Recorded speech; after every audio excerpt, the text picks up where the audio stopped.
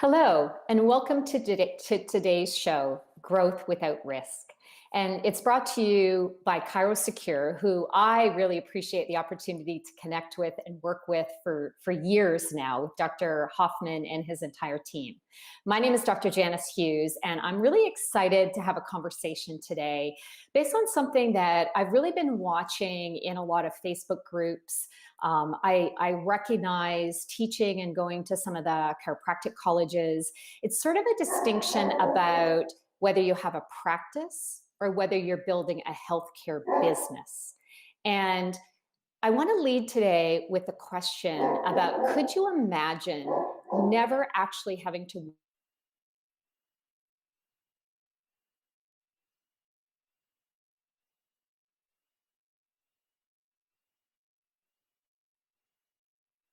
out our numbers?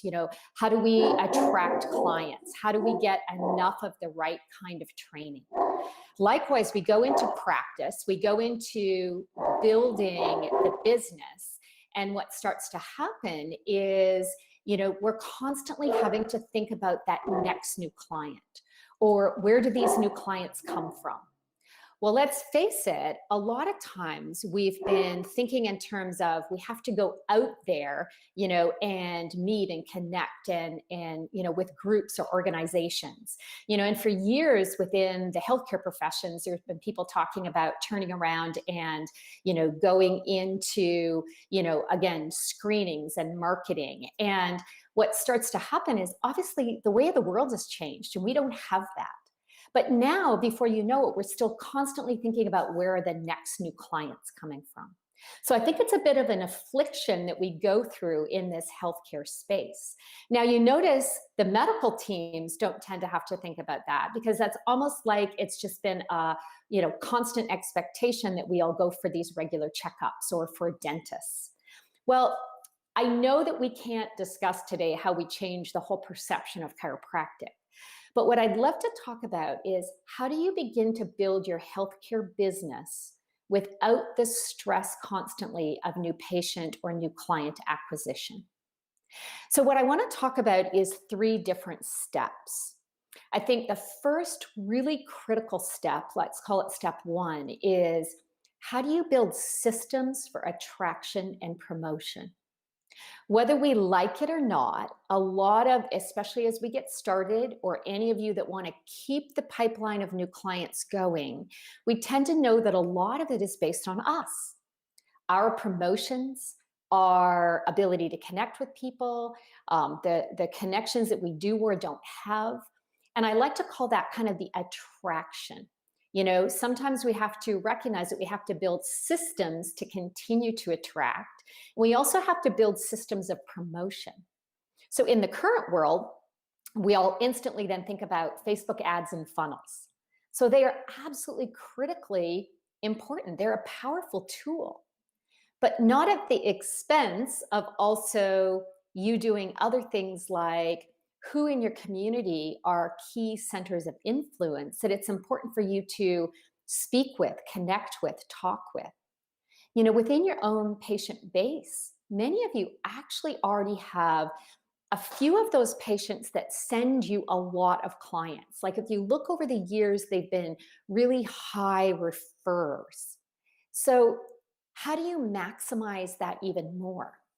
How do you maximize a couple of companies that like literally become those centers of influence for you?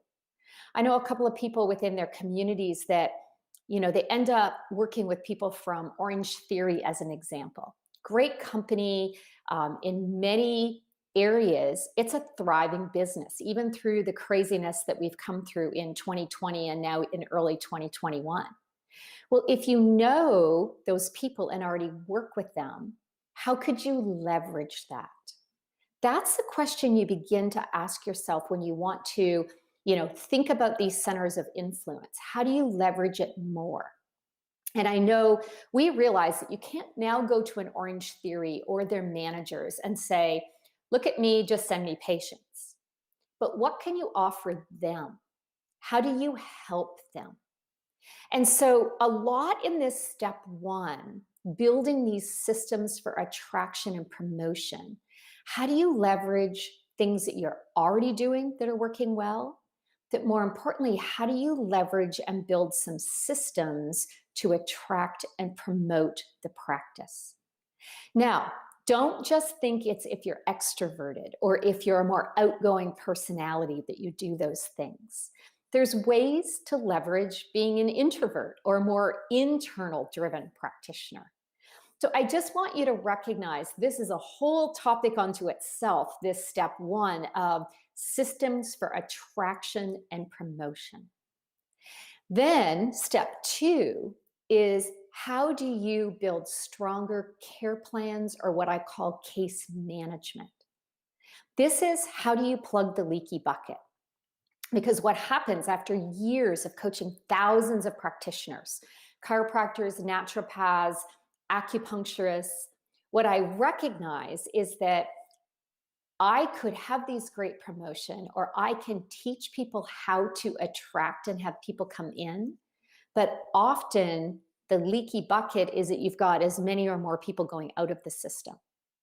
Now, I don't mean that we can stronghold them and say, you have to stay here or you have to stay beyond acute care.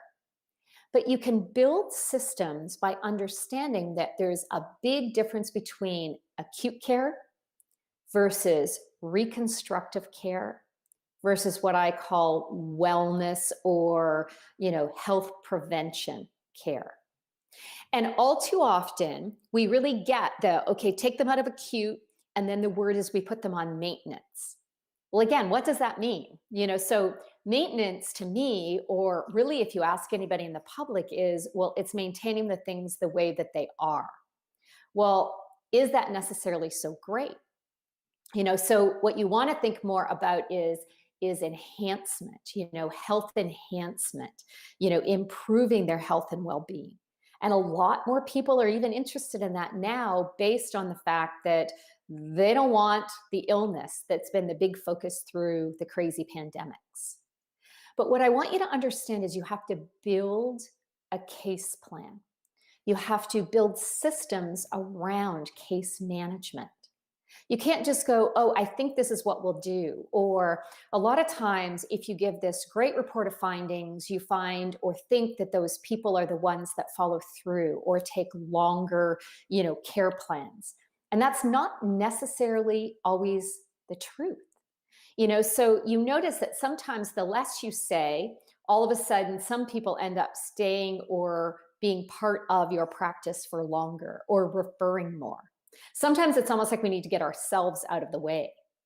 But a lot of practitioners that build great case management turn around and you get to take a little bit of the personality out of it. That's how you train other docs. That's how you train other associate doctors. Or if you have a multidisciplinary style of practice, that's the way that often, again, you have the same patient now, not just partaking of your services, but more of the entire clinic services. So one way that you start to know if you have really good systems is take a look at the last 15 or 20 new clients, say from the beginning of the year or later in last year, and pull those cases. And where are you losing people? I call this your dropped visit analysis. Where do you, in your care plan, lose people? So what I want you to understand is that this takes a lot of leadership to realize that often our language is where we're losing people. So if you set up a care plan and you say, well, it's going to take, a typical case like yours is going to take this many visits. Whether you say 6 to 10, and how I know that that's still said a lot in our profession is because really statistically we know that the average is that a new client often stays with a chiropractor for 7 visits. That's really shocking because there's a lot of you that have these great, managed care plans. So imagine some people are just a couple of visits and they're already losing people to get that low of an average. But what I want you to start to think in terms of, even if you say 12 to 24 visits, or if you're a practitioner that says a typical case like yours is going to take anywhere from, 2 to 4 dozen visits, Remember that people always hear that lowest common denominator. So what they're hearing is that low end number. If you say 6 to 12, they're hearing 6.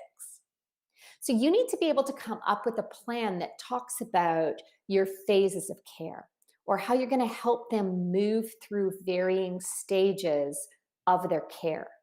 Because then you can still say, well, and here's where we begin. And then we do a great re-exam, reevaluation after that. So what I want you to think about, this again is an entire topic onto its own, like how do you put together these great care plans? And I'd love to, in another upcoming session, say even interview somebody. I know several doctors that do really strong care plans and case management planning, all based on good clinical feedback and scans and technology and ways of reviewing where people are progressing. But for yourself, figure out where you're at by doing your dropped visit analysis. And sometimes that's a little shocking, because if you've said you typically plan out 2 or 3 dozen visits, but your drop visit analysis is showing that you're on average losing people at visit 12. The reason that I like this number is it now tells you where you need to increase your education. You don't wait until you're losing people. So if you re-examine somebody at 10 visits, and then you're not going to re-examine them again till 25 visits, but you're losing them around visit 12 or 13, it's important that you're building more strength and more knowledge into what you're sharing on that 10th visit re-exam. So I'm not going to say there's a magic number. I want you to find your number and then how we build and enhance your case management. So step 1 was systems for attraction and promotion. Step 2 is stronger case management, so you're not having a leaky bucket and just losing people. Doesn't mean everybody stays beyond acute care, but it means you have to have that plan and vision. Step 3 is how do you build in referral generation? Referral generating conversations, referral generating approaches, and how do you build that consistently? And I apologize. I know some of you are coming in and out. I'm getting a couple text messages about that, and my apologies. Welcome to technology. Welcome to my dog in the background. Welcome to sun coming in and on the screen. So I thank you all for putting up with some of the technical pieces today.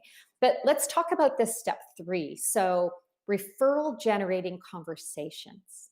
It doesn't always have to be like more extroverted and saying, send me your family. But when someone is telling you that they're getting really great progress, that's the ideal time to acknowledge that and say, fantastic. Who else do you know that would benefit from these health and wellness changes? You could, even if you really specialize in, headaches, you could turn around and say, who else do you know that has headaches? So that you could ensure that you're getting really good, I'm going to say almost acknowledgement of the fact that I work with lots of people. I work with others just like you. You can also say things like, part of my mission is to change the health and well-being of my community. So not only working with you, but I would love to work with others. You can ask about their company, and do they have, programs for health and, like I said, enhancement, not necessarily maintenance or wellness, but health enhancement strategies. How could you have a conversation? How could you bring that to their company? So the idea that part of my mission is to change the health and well-being of my entire community can be very powerful. So what I want you to see is, today we haven't broken down every one of these categories and said, okay, here's the 5 steps in each one. But I've tried to give you some ideas and tips and tools to turn around and start to think about your healthcare business.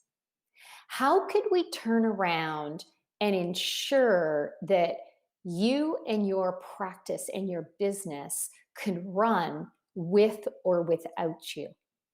That's really powerful. Because what starts to happen is we have these concerns. Where are the new patients coming from? What's next? How do I grow? Often many of you are still the key employee in the business. Without you adjusting, there aren't any billings. We need to start to begin to think about our practice as a healthcare business. So some of that is the mental shift to this business approach and strategy. Then from there, thinking in terms of worry isn't a strategy from my perspective. How instead of worrying about new patients or the attraction or the billings or can I hit my goals, how about putting some systems in place? So we've talked about some steps today, for example, to not be worrying about new clients. So step one was putting in systems for regular attraction and promotion. Are you doing some regular PR so that you have the opportunity to have your face in front of people, ads in front of people, things out there in the community? Are you yourself working on knowing the fact that a lot of you're the key employee? So how can you have consistent energy and educate consistently? So building those kinds of systems for attraction. Step two was really strong case management. How do you build out great care plans for every one of your patients?